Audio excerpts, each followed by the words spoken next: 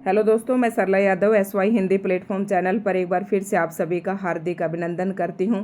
और आज की इस वीडियो लेक्चर में हम पढ़ेंगे चंद्रबरदाई। और अकेले चंद्रबरदाई पढ़ने से जो है आपका सिलेबस में कंप्लीट होने वाला नहीं है ये टॉपिक। तो चंद्रबरदाई जो है ये नाम रासो साहित्य के अंतर्गत आता है। तो आज की इस वीडियो में हम रासो साहित्य संपूर्ण पढ़ेंगे और यहाँ से एक प्रश्न हर एक प्रतियोगी परीक्षा में पूछा जाता है, चाहे वो परीक्षा आपकी UGC नेट हो, DSSB, TGT, PGT हो, चाहे एस्टेट हो, किसी भी प्रकार की प्रतियोगी परीक्षा हो, वहाँ से एक प्रश्न जरूर पूछा जाता है।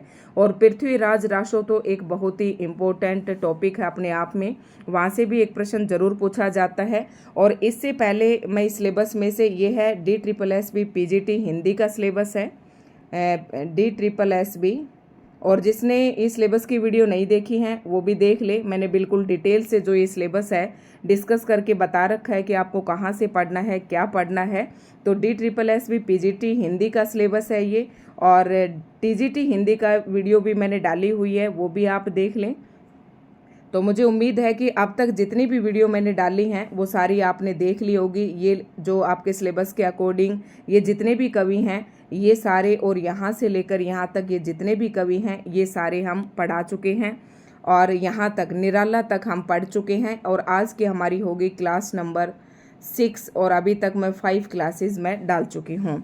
तो शुरू करते हैं। 5th क्लास में हमने अमीर खुसरो पढ़ा था, और आज की क्लास नंबर 6 में पढ़ेंगे हम चंद्रबरदाई, यानी कि पूरा रासो साहित्य।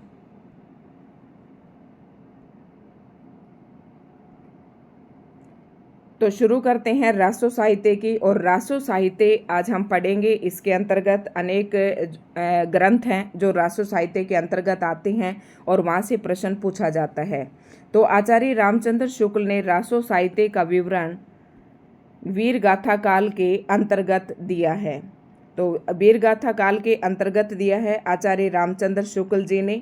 और वीर गाथा काल क्या था ये आपको पता होना चाहिए कि वीर गाथा काल जो नाम है आदि काल का, वो आचार्य रामचंद्र शुक्ल ने दिया था। ठीक है, तो आचार्य रामचंद्र शुक्ल जी ने रासो साहित्य का जो वर्णन किया वो वीर गाथा काल के अंतर्गत किया। और ये आदिकाल का एक नाम है वीर गाथा काल, जो कि रामचंद्र शुक्ल जी ने दिया। और अब जो पॉइंट है महत्वपूर्ण, वो सारे पॉइंट एक एक करके हम यहाँ पर डिस्कस करेंगे, और यहाँ से सीधे प्रश्न आपके एग्जाम में आपको देखने को मिलेंगे। तो आचार्य रामचंद्र शुक्ल के अनुसार वीर गीत परंपरा का प्राचीनतम ग्रंथ बीसल देव रासो है। तो आचार्य रामचंद्र शुक्ल जी के अनुसार, अब देखो अनेक प्रकार के रासो ग्रंथ लिखे गए, तो अनेक विद्वानों ने अपने अपने हिसाब से, किसी ने पहला रासो ग्रंथ किसी को माना है, किसी ने किसी को माना है।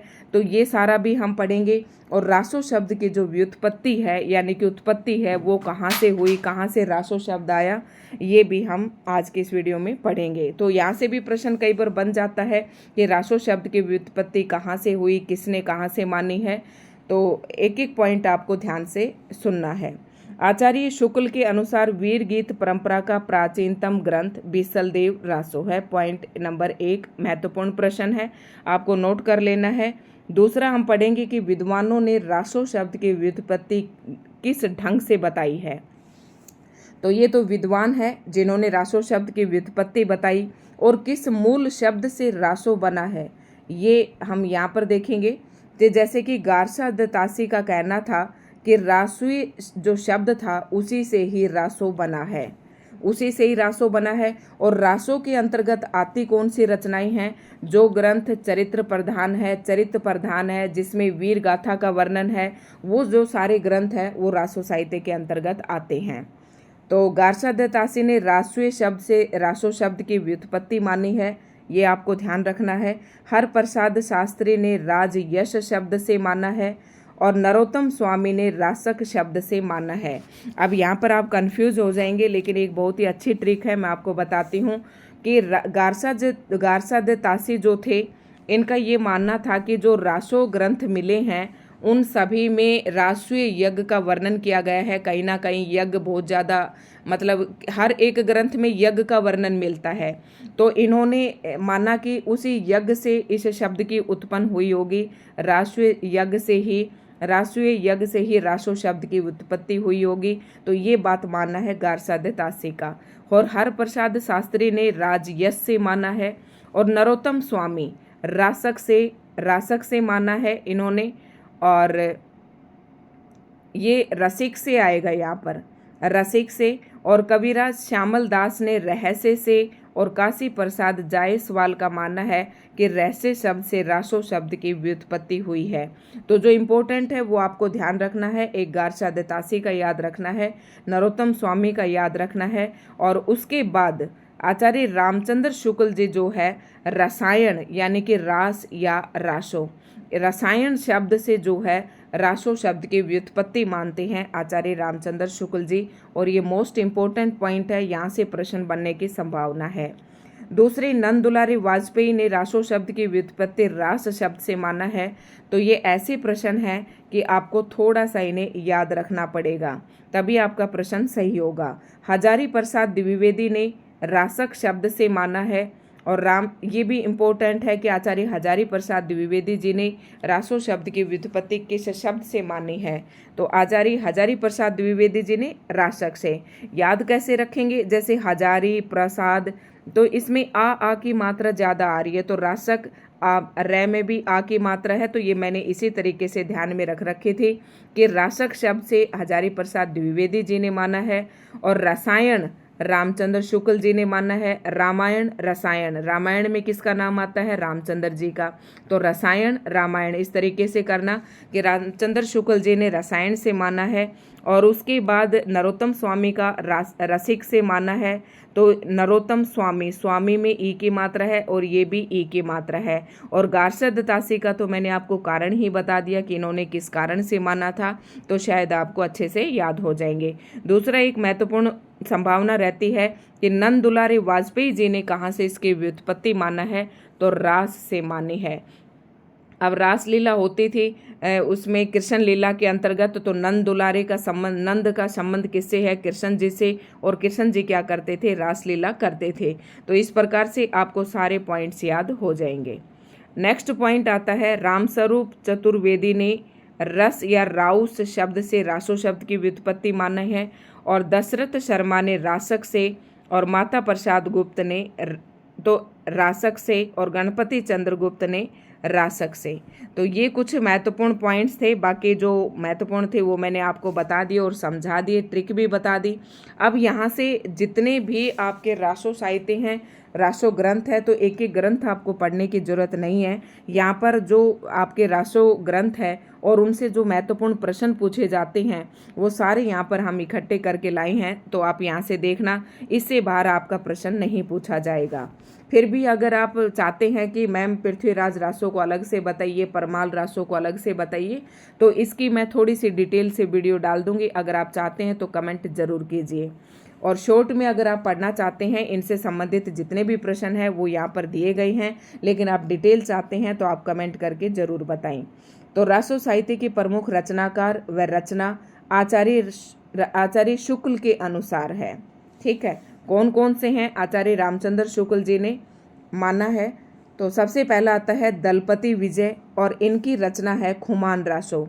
देखना जो भी रासो साहित्य है सभी के पीछे रासो शब्द लगा हुआ है, तो ये तो आपको सोचने की जरूरत ही नहीं है कि ये किसके अंतर्गत आएगा, ये रासो साहित्य के अंतर्गत ही आएगा। तो दलपति विजय ने कौन सा रासो ग्रंथ लिखा, खुमान रासो। ठीक है, समय कौन सा था, 9वीं सदी, और रस कौन सा है, कौन से रस की प्रधानता है, इनमें वीर रस की प्रधानता है, और किस भाषा में लिखा गया, तो ये राजस्थानी भाषा में लिखा गया है। अगर इसका काव्य रूप देखें या काव्य के दृष्टिकोण से देखें तो ये एक प्रबंध काव्य है। जैसे कि कोई महाकाव्य होता है, कोई खंड काव्य होता है और कोई प्रबंध काव्य। तो ये मैं कई वीडियो में इनके ऊपर डिस्कस कर चुकी हूँ, प्रबंध काव्य क्या होता है, महाकाव्य क्या होता है, खंड काव्य क्या होता है। अगर आप पीछे से मेरी वीडियो देखते आ रहे हैं तो ये आपको आसानी से समझ में आ जाएगा।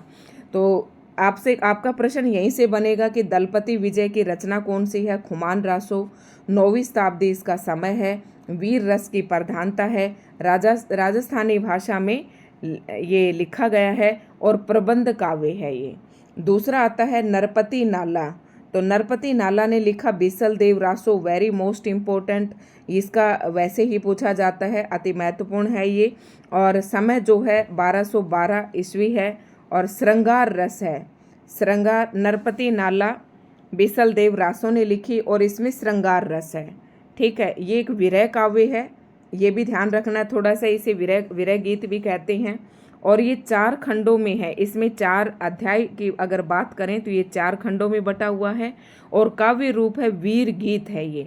तो वीर परक जो रचनाएं थी वो तो रासो साहित्य ही कहते हैं उन्हें, तो ये तो आपको ध्यान रखना ही है।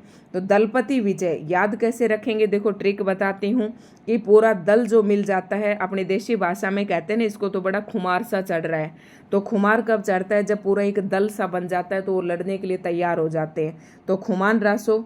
और जब दल चढ़ता है तो उनके अंदर वीर रस का ओतप्रोत रहता है, मतलब वीर रस भरपूर रहता है। ठीक है, तो ये ध्यान रह जाएगा। और ये कौन है, राजस्थानी भाषा में ये लिखा गया है। दूसरा है आता है नरपति नाला बीसल देव रासो। अगर अब किसी को याद करने में दिक्कत हो रही है तो विसल बजाते ना, सीटी जिसको आप बोलते हैं देशी भाषा में विसल, तो विसल कौन बजाता है, नरपति नाला बीसल देव रासो। समय सीमा 1212 है। श्रृंगार रस की प्रधानता है, 4 खंडों में विभाजित है और एक वीर गीत है। इसके बाद अगला रासो ग्रंथ आता है जगनीक द्वारा लिखा गया परमाल रासो, और इसको एक दूसरे नाम से भी जानते हैं, आला खंड। परमाल रासो का दूसरा नाम किस नाम से जाना जाता है, तो आला खंड के नाम से भी जाना जाता है, क्योंकि इसमें आला और उद्दल नाम के 2 जो वीर थे उन्होंने किस प्रकार से वीरता से लड़ाई लड़ी उसका वर्णन इस रासो ग्रंथ में किया गया है। तो परमाल रासो जगनीक की रचना है। परमाल रासो इसे आला खंड भी कहते हैं और इसकी रचना 1230 ईस्वी में हुई। इसमें भी वीर रस है। अब आपको ये तो सोचने की जरूरत ही नहीं है कि आला खंड, जब मैंने आला और उद्दल 2 वीर सेनापति थे उनकी वीरता का वर्णन किया गया, तो वीर रस की प्रधानता है और काव्य के दृष्टिकोण से ये एक वीर गीत है। अगला रासो ग्रंथ आता है चंद्रबरदाई, जो कि आपके सिलेबस में मेंशन है।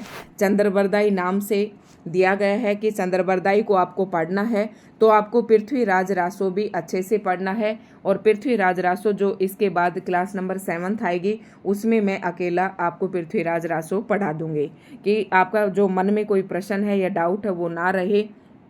तो पृथ्वीराज रासो में किस रस की प्रधानता है, इसी प्रकार से प्रश्न पूछा जाता है। तो पृथ्वीराज रासो के अंतर्गत वीर रस की प्रधानता है। फिर ये भाई बिल्कुल मोस्ट इम्पोर्टेंट है, यहाँ से कहीं से भी आपका प्रश्न बन जाएगा, ध्यान रखना है। और हर बार पेपर में पूछा जाता है। टीजीटी पीजीटी एस्टेट में भी प्रश्न पूछा गया था कि पृथ्वीराज रासो के अंतर्गत कितने सर्ग हैं, तो 69 समय या सर्ग कह दें।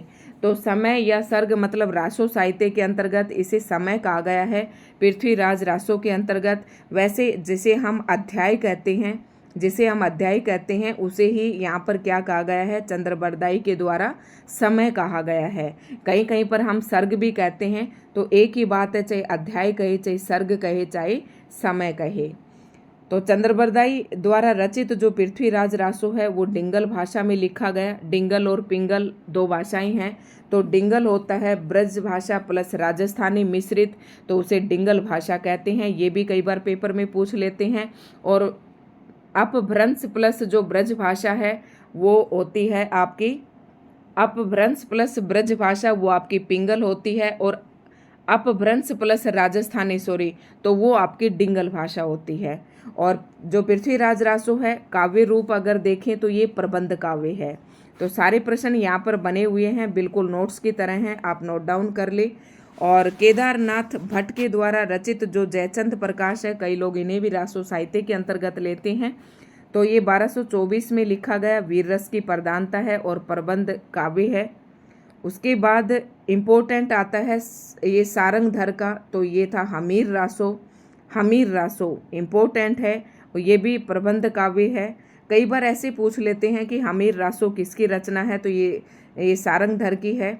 और नल सिंह ये भी इम्पोर्टेंट है, नल सिंह विजयपाल रासो।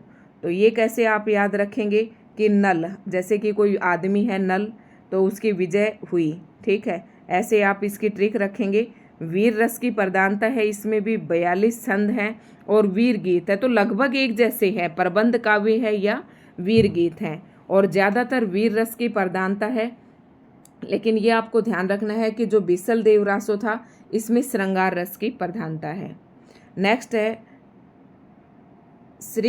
श्रीधर द्वारा रचित रणमल छंद, ये भी रासो साहित्य के अंतर्गत आता है। 1454 में इसकी रचना हुई और 70 छंद हैं इसमें, डिंगल भाषा में लिखा गया और वीर गीत है काव्य रूप के दृष्टिकोण से।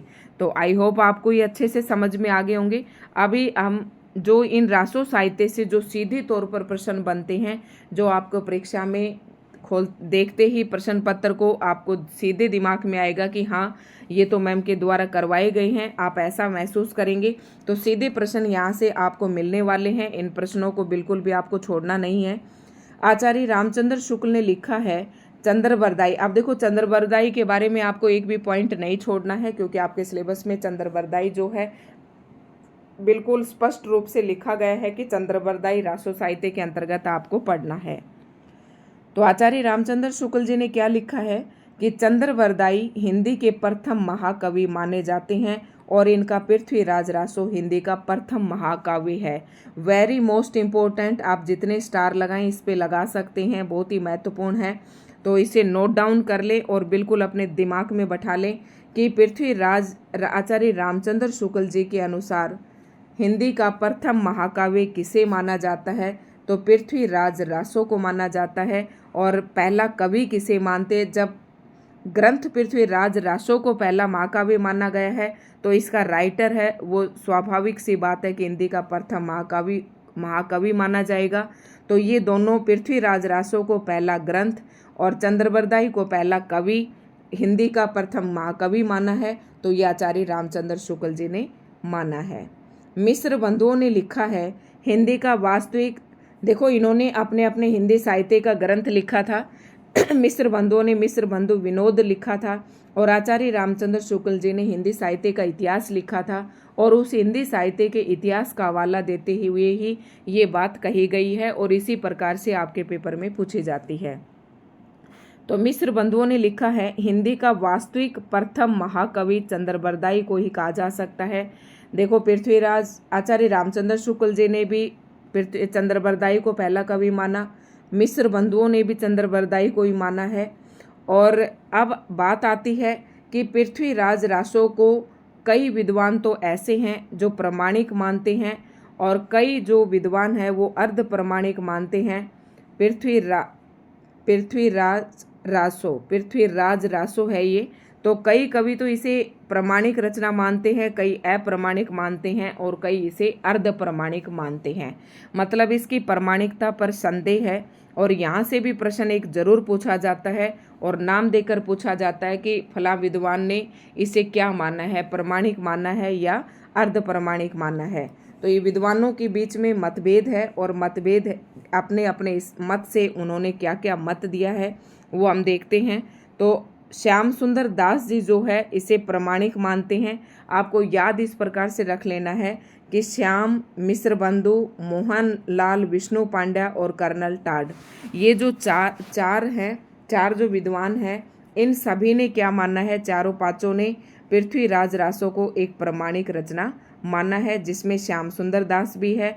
थोड़ी सी ट्रिक बनाना चाहें तो बना सकते हैं। श्याम और मोहन और विष्णु ये तीनों ही एक के ही पर्याय हैं और कर्नल टाड और मिश्र बंधु आप वैसे याद रख लें, ठीक है। अब अप्रमाणिक कौन मानते हैं पृथ्वीराज रासो को, तो आचार्य रामचंद्र शुक्ल, देवी प्रसाद, कविराज श्यामल दास, गौरी शंकर, हीराचंद ओझा, वुल्लहर और मुरारी दान, ये जितने भी विद्वान हैं ये आपको भाई याद रखना ही पड़ेगा, ध्यान रखना ही पड़ेगा कि इन्होंने इसे एक अप्रमाणिक रचना माना है। अब अर्ध प्रमाणिक रचना मानने वाले विद्वान कौन कौन से हैं, मुनि जन विजय और दूसरा है आचार्य हजारी प्रसाद द्विवेदी, डॉक्टर सुनीति कुमार चटर्जी और डॉक्टर दशरथ ओझा।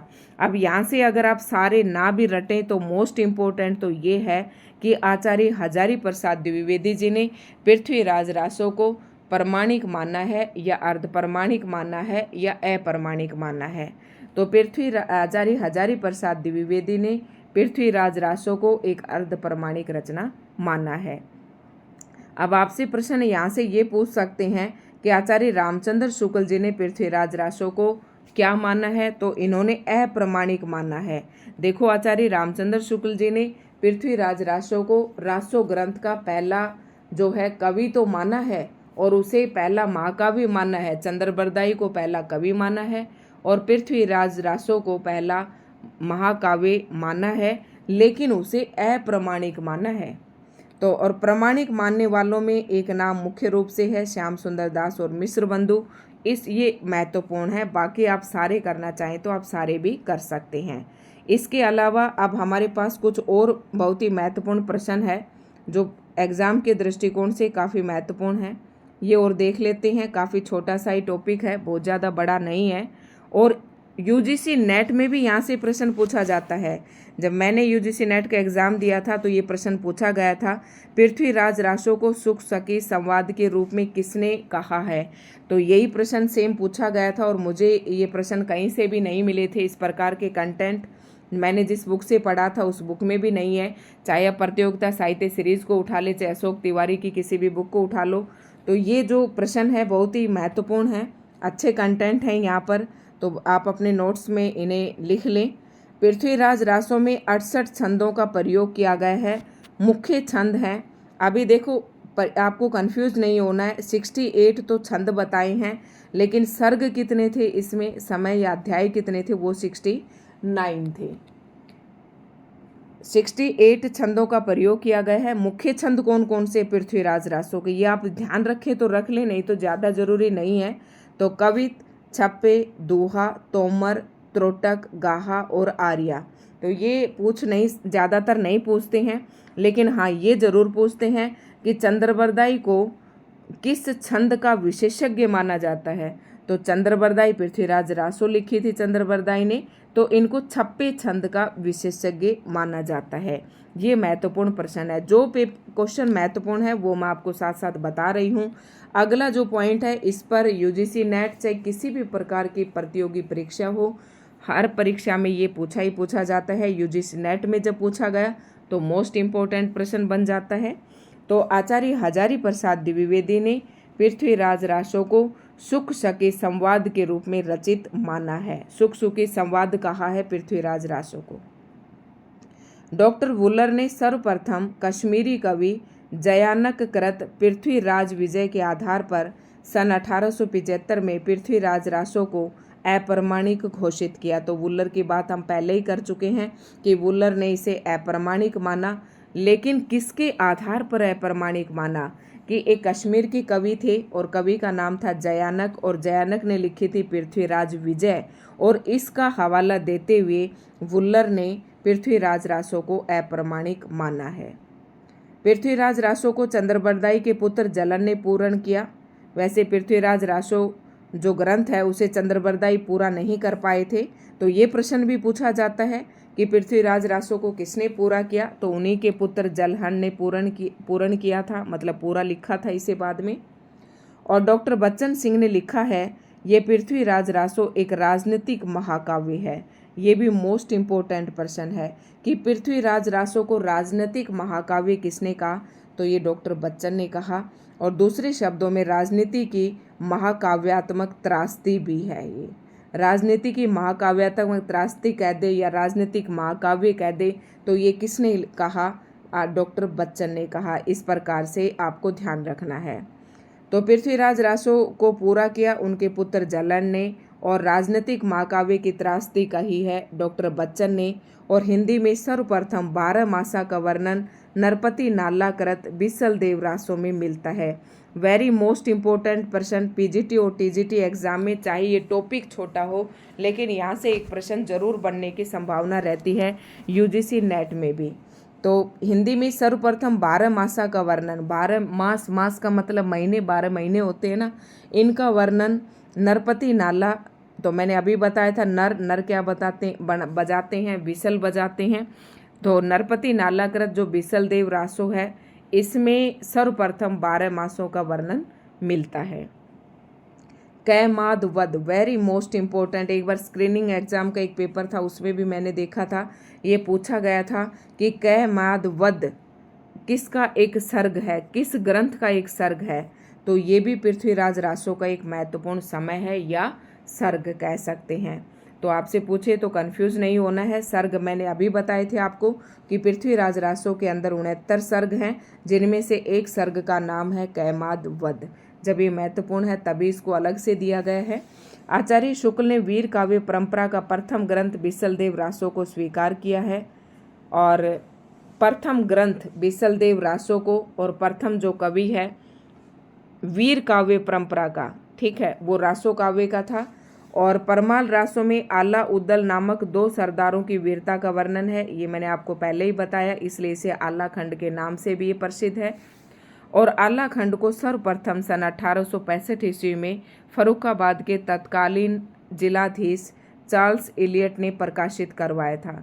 तो ये बात भी है भाई, 1804 आला खंड को सर्वप्रथम किसने प्रकाशित करवाया? चार्ल्स इलियट ने प्रकाशित करवाया। कब? 1865 में। आलाखंड बरसात ऋतु में उत्तर प्रदेश के बैसवाड़ा, पूर्वांचल और बुंदेलखंड क्षेत्र में गाया जाता है। आलाखंड जो है, आलाखंड मतलब अल्लाह और उद्दल के जो वीरता परक उनके ऊपर गीत लिखे गए हैं, ये वर्षा ऋतु में उत्तर प्रदेश के बैसवाड़ा क्षेत्र में और पूर्वांचल और बुंदेलखंड के क्षेत्रों में गाया जाता है। तो ये कुछ प्रश्न थे महत्वपूर्ण। इसमें एक एक प्रश्न बहुत ही महत्वपूर्ण है एग्जाम के दृष्टिकोण से, तो ये आपको याद कर लेना है। और डिटेल से अगर आप एक एक रासो ग्रंथ पढ़ना चाहते हैं तो एक एक वीडियो में डाल दूंगी, हार्डली 15 से 20 मिनट की होगी, ज़्यादा बड़ी नहीं है। लेकिन पृथ्वीराज रासो की तो मैं ज़रूर वीडियो डाल दूंगी। तो दोस्तों, आज की वीडियो आपको कैसी लगी कमेंट करके ज़रूर बताएं। और अगर आप हमारे चैनल पर नए हैं तो चैनल को सब्सक्राइब कर लें, क्योंकि यहाँ पर बिल्कुल निःशुल्क प्रतियोगी परीक्षाओं की तैयारी करवाई जाती है। और लगभग सिलेबस जो है हिंदी साहित्य का हमारे SY हिंदी प्लेटफॉर्म चैनल पर संपूर्ण होने वाला है। वैसे तो हिंदी साहित्य बहुत बड़ा है, लेकिन जितना परीक्षाओं में पूछा जाता है वो लगभग हम कवर करवाने की कोशिश कर रहे हैं। तो दोस्तों, वीडियो को लाइक एंड शेयर करें। चैनल पर नए हैं तो चैनल को सब्सक्राइब ज़रूर कर लें।